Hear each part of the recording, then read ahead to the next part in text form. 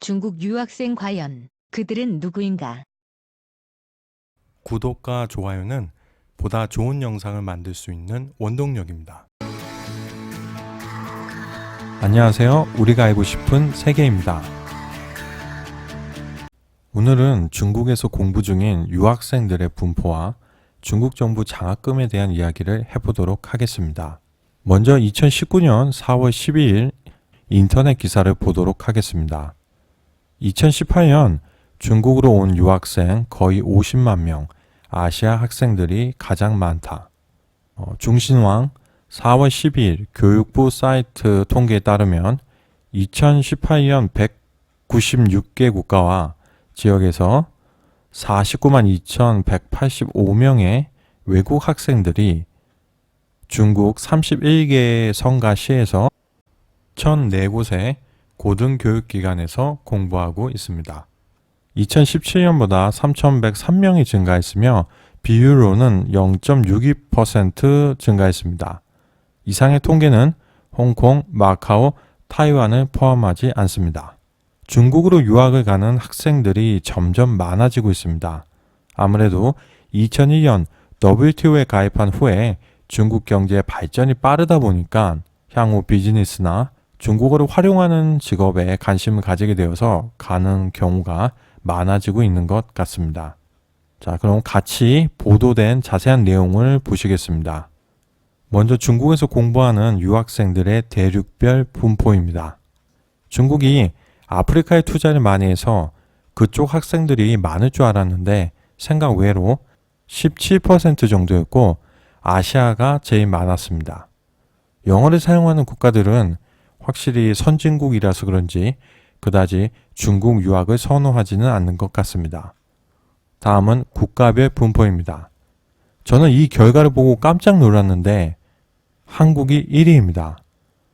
중국에 있는 외국 유학생 10명 중에서 1명은 한국인이었습니다. 이렇게 해외에서 뭔가 새로운 도전을 한다는 게 절대 쉬운 일이 아닌데 인구 13억이 넘는 인도의 유학생은 한국의 반도 안 되고 미국, 일본, 프랑스 같은 선진국들 모두 합쳐도 4만 6천 명이 안 됩니다. 물론 중국으로 유학을 간다고 모두 성공하고 한국이 꼭 부강해지는 것은 아니지만 그래도 경제적인 관계가 많은 국가에 대해서 우리 국민들이 더 많이 알게 되는 것은 매우 좋은 일이라고 생각합니다. 다음은 유학 지역입니다. 베이징이 8만 명으로 독보적인 1위입니다. 외국 유학생들이 선호한 지역을 보면 아무래도 경제가 발전한 지역이 많은 것 같습니다. 가장 예상 밖이었던 게 9위의 운남입니다. 경제적으로 봤을 때 그렇게 발달하지 못한 곳이고 동시에 좋은 휴양지가 많은 곳입니다. 아무래도 동남아 학생들에게 지리적으로 가깝다는 이유로 많은 선택을 받은 게 아닌가 싶습니다. 다음은 학위 및 비학위 과정입니다. 절반이 좀 넘는 25만 8,122명이 학위 과정이고 나머지는 중국어 어학연수 과정이라고 보면 될 것 같습니다. 학위 과정 학생 중에 본과가 67%, 석사는 23%, 박사는 9%입니다. 다음은 중요한 유학 비용인데요. 중국 정부 장학생은 총 6만 3,041명으로 12.81%였습니다. 특정 국가 학생들의 경우 거의 대다수가 장학생인 경우가 있습니다. 예를 들어 파키스탄 같은 경우에는 2만 8천 명이 넘는데 그 중에서 장학생이 굉장히 많을 것으로 생각되기에 총 장학금 수령자가 6만 명이라면 타 국가 학생들은 수령하고 있는 학생이 그렇게 많지 않다는 이야기입니다. 좀 더 많은 한국 학생들이 중국 정부의 장학금을 받았으면 좋겠습니다. 여기까지 이번에 보도된 내용을 확인해 봤습니다. 이제 중국 정부 장학금 종류에 대해서 이야기해 보겠습니다. 우선 한국인들에게 해당되는 건 크게 중국 정부 장학금하고 공자 장학금으로 나눌 수 있습니다. 정부 장학금 같은 경우에는 다수의 학교와 전공을 선택할 수 있고 중국 정부 사이트를 통해서 신청을 하면 정부가 먼저 취합하고 지원자가 제출한 서류를 선택한 학교에 보냅니다. 학교에서 검토한 후에 그 지원자를 받겠다고 정부에 통보를 하면 최종적으로 정부가 선정해서 지원자들에게 통보를 하는 것입니다. 수업료는 면제고 생활비는 박사는 월 3,500원, 석사는 3,000원이 지급됩니다. 기숙사를 제공받을 수 있는데 학교 밖에서 거주하면 매월 1,000원을 별도로 지급합니다. 어떤 분들은 지원을 할 때 아이디를 2개 이상 만들어서 여러 곳의 학교를 지원한다고 하는데 원래 그렇게 하면 안 됩니다. 중국 학생들도 석박사를 지원할 때는 1년에 딱 한 군데만 지원할 수가 있습니다. 그래서 지원한 학교에 떨어지면 1년을 또 기다려야 합니다. 그것처럼 외국인들도 지원할 때는 한 곳만 지원하게 되어 있는데 지원하는 학생들이 한 군데만 하면 불안하니까 아이디를 더 만들어서 지원을 하는 것 같습니다. 지금까지는 큰 문제가 없었던 것 같은데 문제는 어느 날 갑자기 이거 중국 정부에서 조사한다고 하면 아이디 만들었을 때 입력했던 여권 번호 같은 신상 정보들은 중복되게 나올 수밖에 없는 거니까 누가 2개 이상 아이디를 만들었었는지는 쉽게 알 수 있습니다. 물론 중국 정부에서 아직까지 이 일을 문제로 보고 있지는 않지만 이런 편법을 사용한다면 어떤 문제가 발생할 수 있는지에 대해서도 알고 하는 게 좋다고 생각합니다.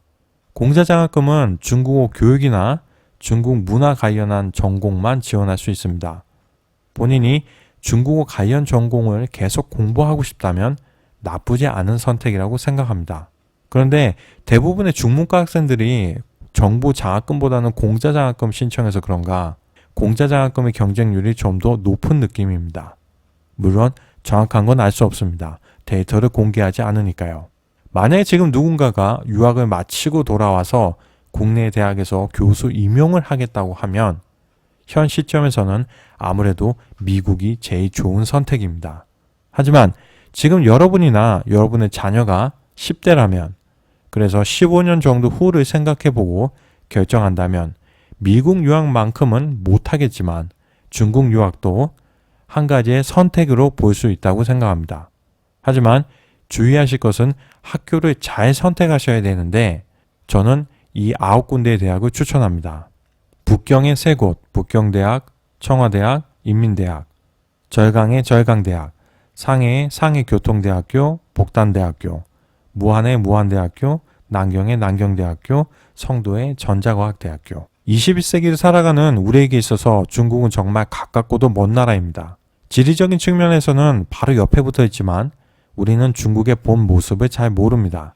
여러 가지 이유가 있겠지만 주요한 이유 중 하나가 바로 중국 전문가가 부족하기 때문입니다. 우리가 살아오면서 보고 느낀 중국은 개개인마다 모두 다릅니다. 그래서 누군가는 중국을 좋아하고 누군가는 싫어할 수도 있습니다. 하지만 전 세계는 점점 개방되어 가고 있고 동시에 국가 간의 관계는 더욱 밀접하게 연결되어지고 있습니다. 대한민국은 넓은 국토도 없고 귀중한 지하자원도 충분하지 못하며 활용할 수 있는 관광자원 역시 부족합니다. 이런 상황에서 우리에게 있어 제1의 무역 상대국인 중국에 대해서 아는 것은 매우 중요합니다. 그렇기 때문에 우리는 중국에 대한 호불호를 떠나 정확하게 중국 사람들의 관점과 생각, 그리고 그들이 어떤 방식으로 사고하며 결론을 도출해내는지에 대해서 알아야 합니다. 그 지혜를 활용하여 우리 생활을 보다 윤택하게 만들 수 있다면 그것은 정말 의미 있는 일일 것입니다.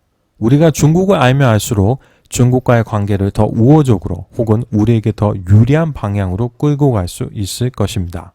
어쩌면 언젠가 좋은 친구가 될 수 있을지도 모르고 최소한 중국과의 협상에서 손해를 보지는 않을 것입니다. 중국을 더 잘 알기 위해서는 동시에 전 세계에 대해서도 관심을 가져야 합니다. 단지 중국만을 바라봐서는 알기 어려운 나라이기 때문입니다. 세계 속에 비친 중국의 모습과 중국 속에 반영된 세계의 역량을 모두 아우르는 시각을 가져야 비로소 중국 전문가라 할 수 있을 것입니다. 마지막으로 해당 기사에 달린 댓글들을 번역해서 올렸습니다. 관심 있는 분들은 봐주시면 감사하겠습니다.